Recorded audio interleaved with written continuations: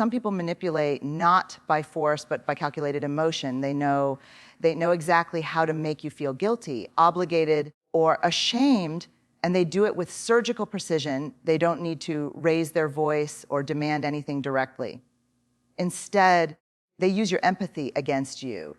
They study your weaknesses, your insecurities, your emotional triggers, and they press those buttons whenever it serves them.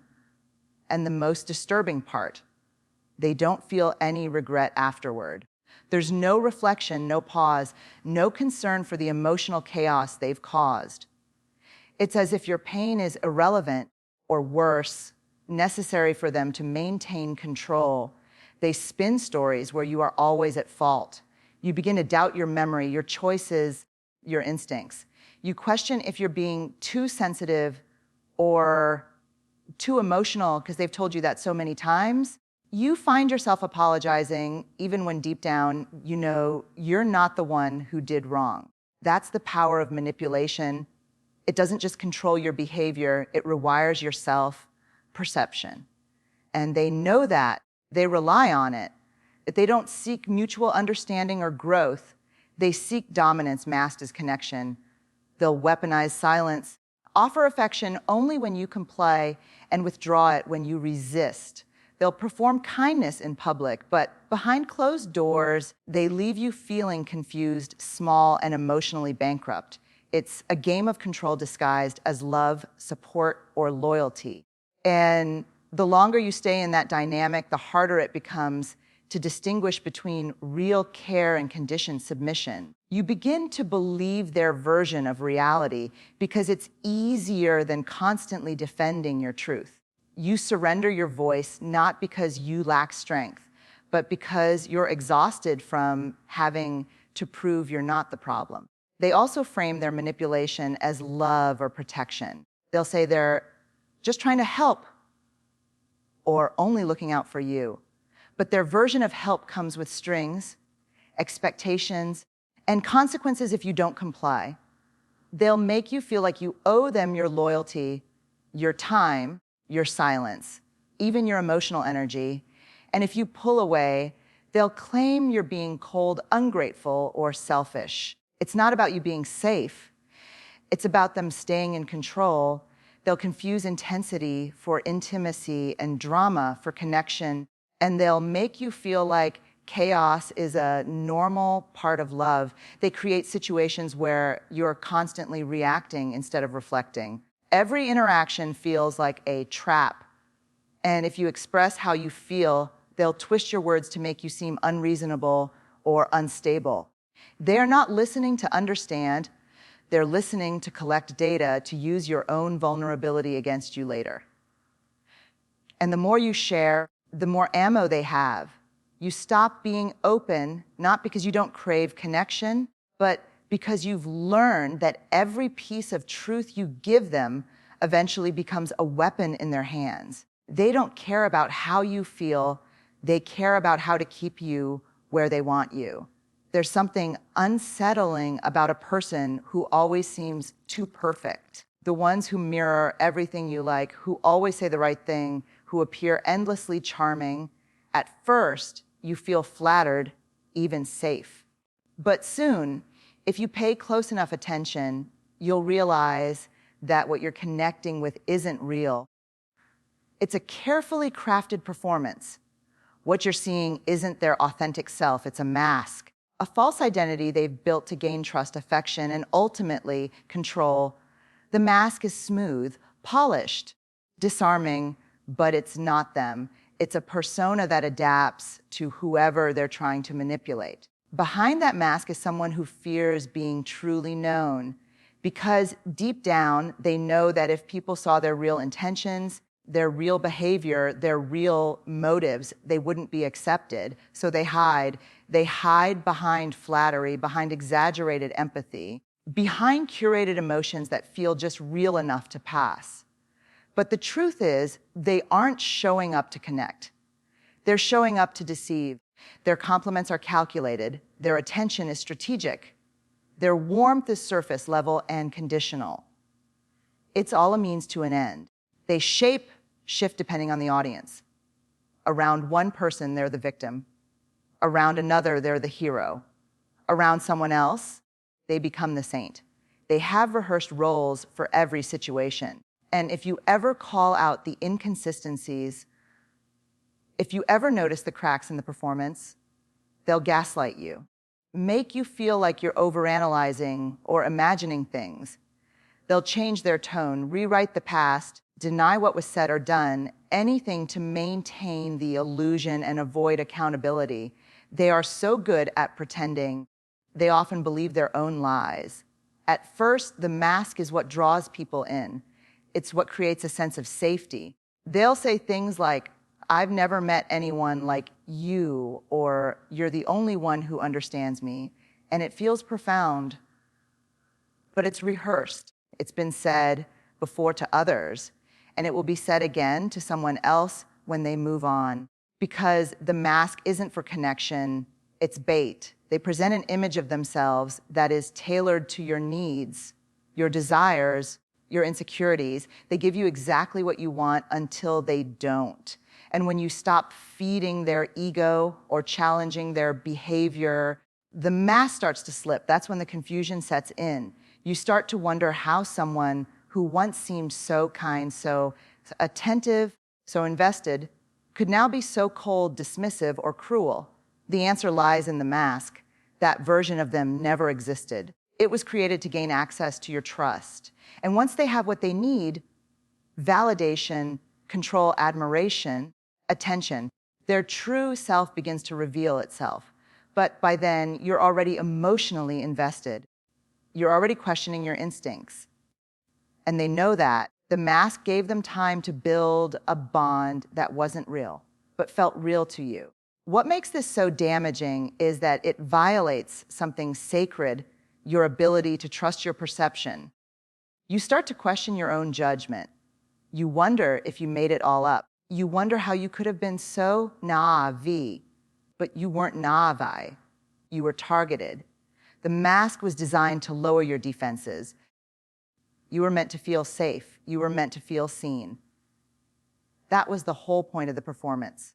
And realizing it was all a farce, doesn't make you foolish, it makes you aware. It brings you back to the painful but liberating truth that connection built on lies is not connection at all. It's control wrapped in intimacy.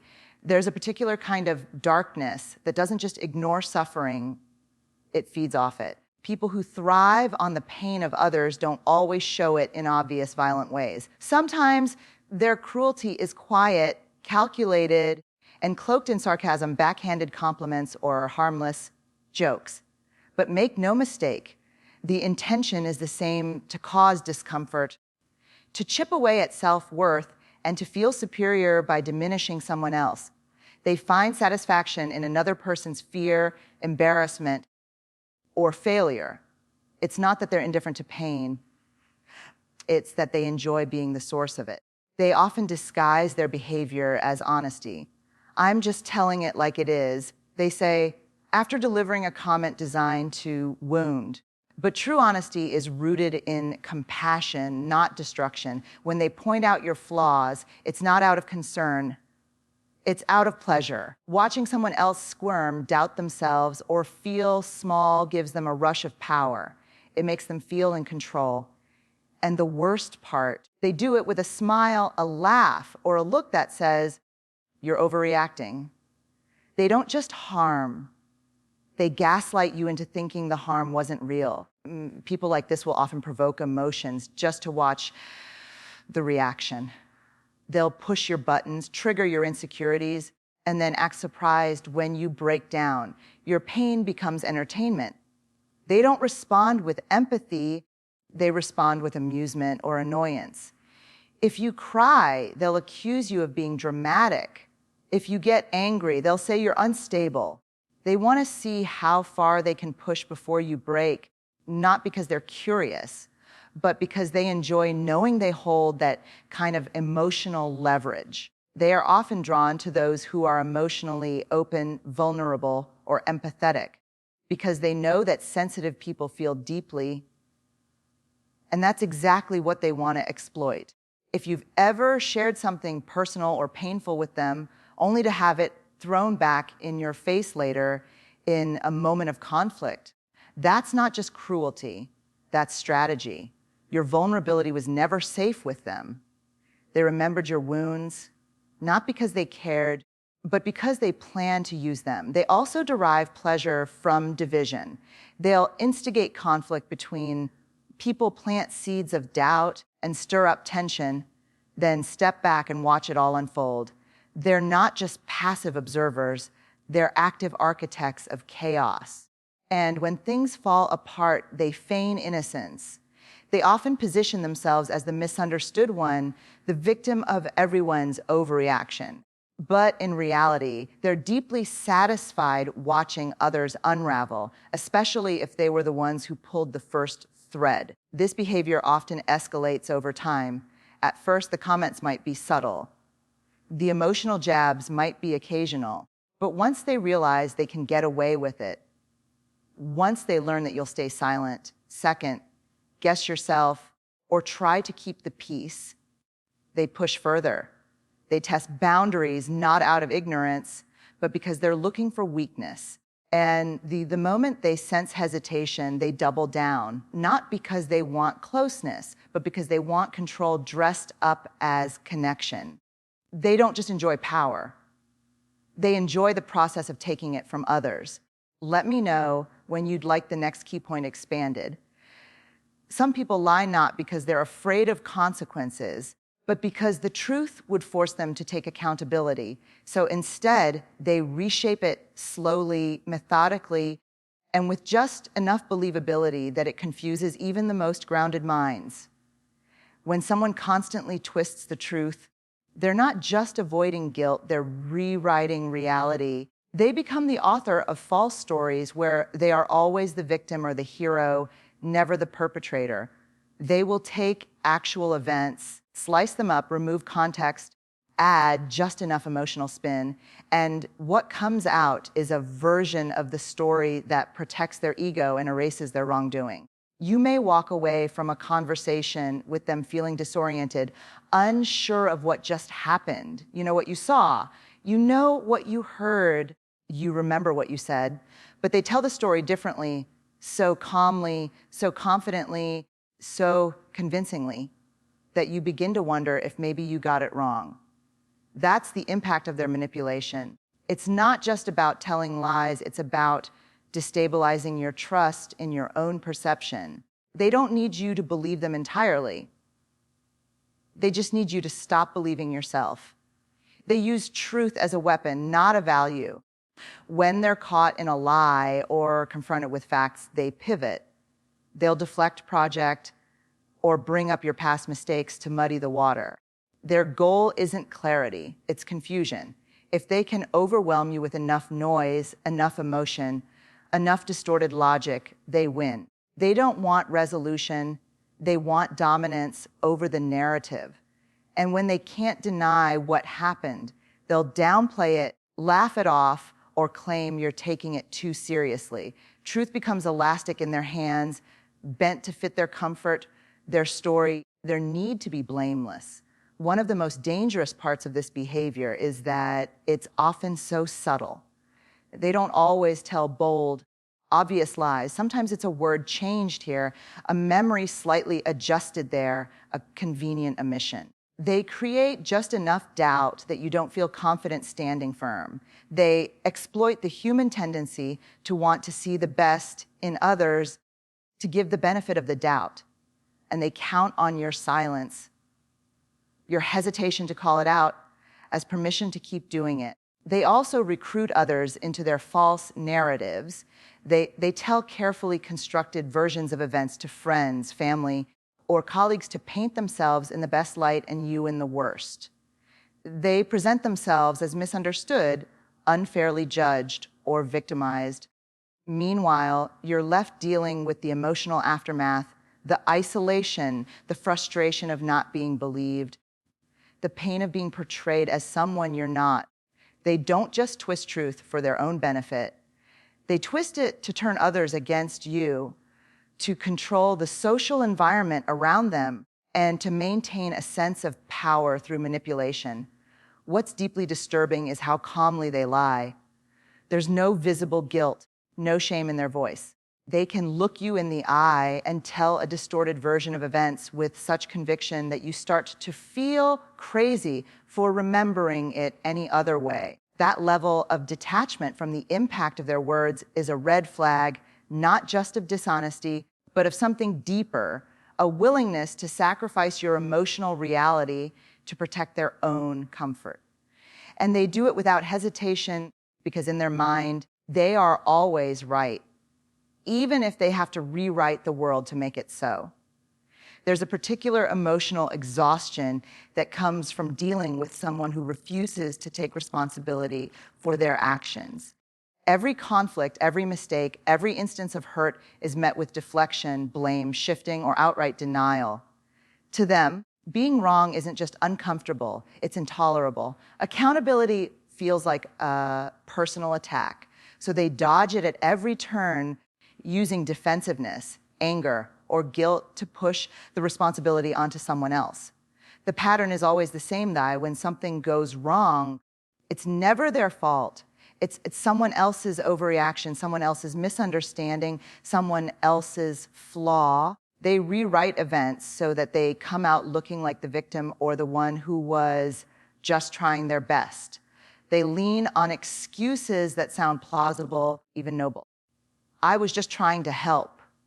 I didn't mean it that way. You're too sensitive. They use these statements to shift the focus away from what they did and onto how you responded. Slowly, the conversation moves away from their harmful behavior and becomes about your emotional reaction to it. And somehow, you find yourself apologizing, not because you were wrong, but because they've framed your pain as the problem. When you confront them directly, they pivot into defensiveness. It doesn't matter how calmly or clearly you express your feelings, they'll take it as an accusation. They'll interrupt, talk over you, or raise their voice to regain control of the conversation. They might even turn on the charm or show brief vulnerability, but only as a distraction, never as a true admission of fault. They'll say what they think you want to hear in the moment just to shut down the conversation. But later their behavior doesn't change.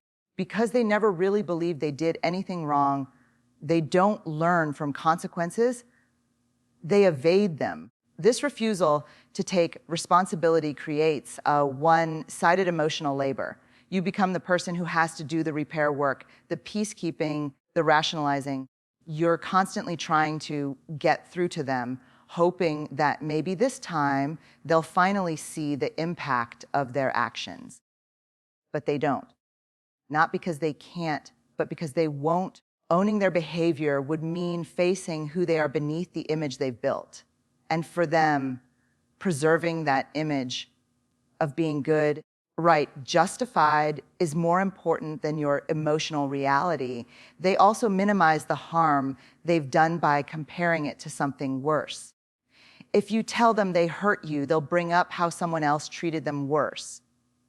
If you express a boundary, they'll accuse you of being unforgiving. It's a form of emotional manipulation designed to make you question your right to feel hurt. They turn accountability into a power struggle where admitting fault is equated with losing. So instead of engaging with the truth, they retreat into self-protection and push you further away. And every time they escape accountability, the cycle of harm continues, unchecked and unacknowledged. They often surround themselves with people who enable this behavior, friends, family, or even coworkers who accept their version of events without question. People who allow them to sidestep reflection by offering constant validation. You're not the problem. They'll hear, they're just too emotional. And with that external reinforcement, their resistance to responsibility becomes even more deeply ingrained. They become more convinced that they are always the one being mistreated, misunderstood, or unfairly blamed. Responsibility becomes a foreign language, one they refuse to learn. Charm can be disarming, That's exactly why it's dangerous in the wrong hands. When someone uses charm as a weapon, it's not about connection, kindness, or genuine warmth. It's about influence, control, and manipulation. They know exactly how to make you feel special, seen, and valued, not because they truly care, but because your trust is the first thing they need to take from you. Their charm is not spontaneous or sincere.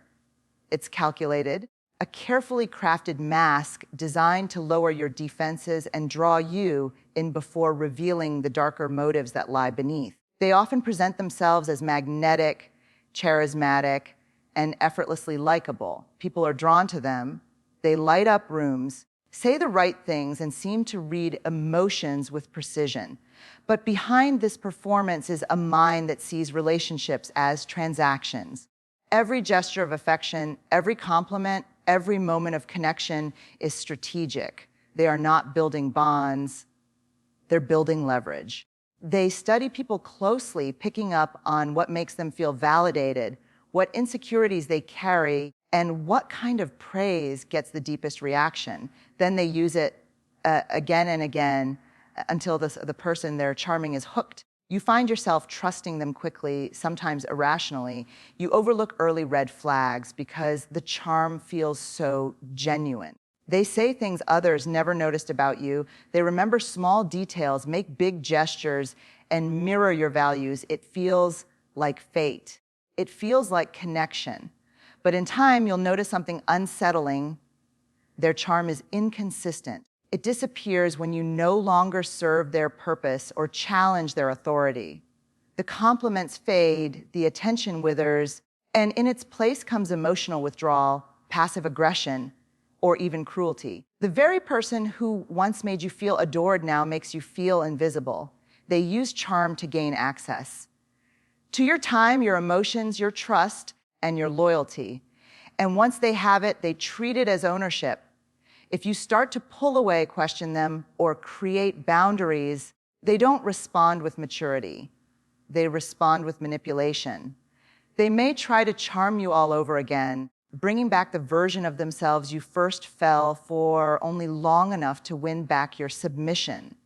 Or they may turn cold and punishing, as if your boundaries are a betrayal. That swing between affection and rejection becomes a cycle, a form of emotional control that keeps you off balance and craving the return of their approval. What makes this behavior so dangerous is how invisible it can be to others. Because they present so well, outsiders often don't see the harm. Friends and colleagues might admire them, defend them, even envy your relationship with them. And when you start to describe the emotional whiplash you're experiencing, people may not believe you. After all, they've only seen the charm. They haven't seen how it fades behind closed doors. They haven't felt the confusion that comes when someone's kindness feels conditional, performative, and ultimately manipulative. You begin to question your own experience because the world keeps affirming their mask. They are not interested in authentic connection, vulnerability, honesty, mutual growth. These are threats to their illusion. Real intimacy would require showing up without the performance, without the mask, and they can't risk that. So they rely on charm to maintain control. It allows them to appear trustworthy without doing the work of trust. It allows them to receive loyalty without earning it. It allows them to silence criticism because, after all, how could someone so charismatic, so kind be capable of harm? That doubt is their shield, and they wield it with precision. There are people who, the longer you're around them, the more you feel like you're shrinking, not physically, but emotionally, mentally, spiritually. It starts subtly. You find yourself second, guessing your words, choosing silence over expression, censoring your truth just to keep the peace.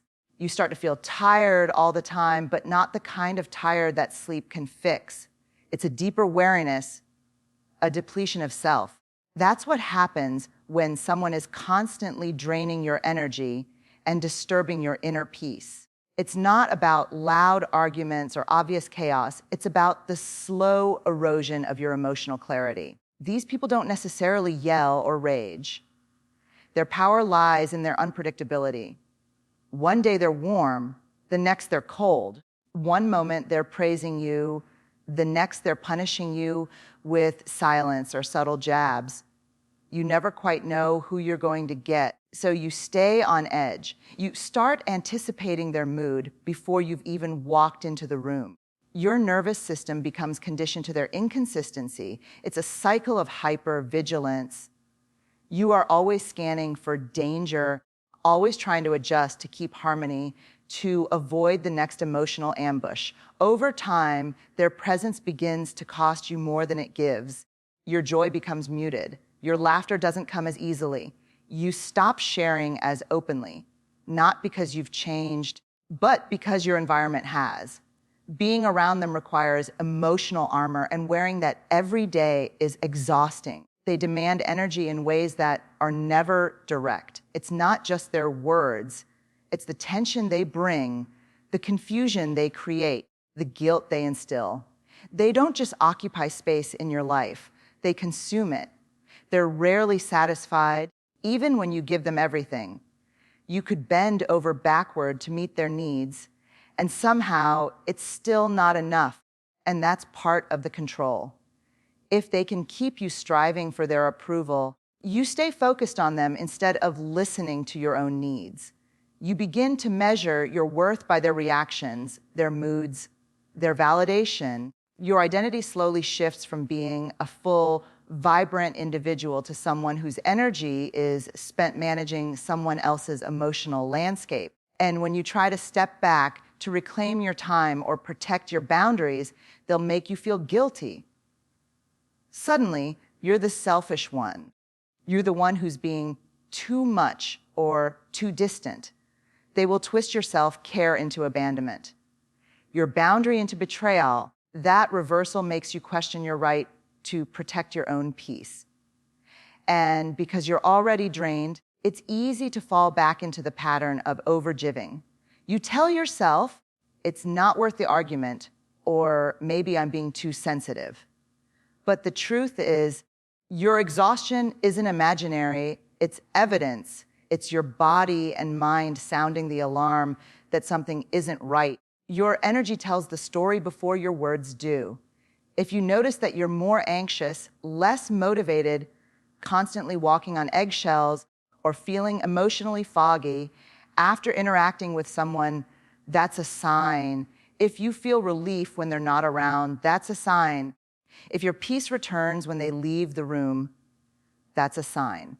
Peace isn't supposed to be conditional. Safety shouldn't be occasional. Real connection doesn't leave you depleted. It nourishes you. But in the presence of someone who drains you, even your most vibrant qualities begin to fade. And the longer you stay in that emotional environment, the harder it becomes to recognize yourself. Let me know if you'd like this compiled as a complete speech or need it formatted for video, blog, or another platform.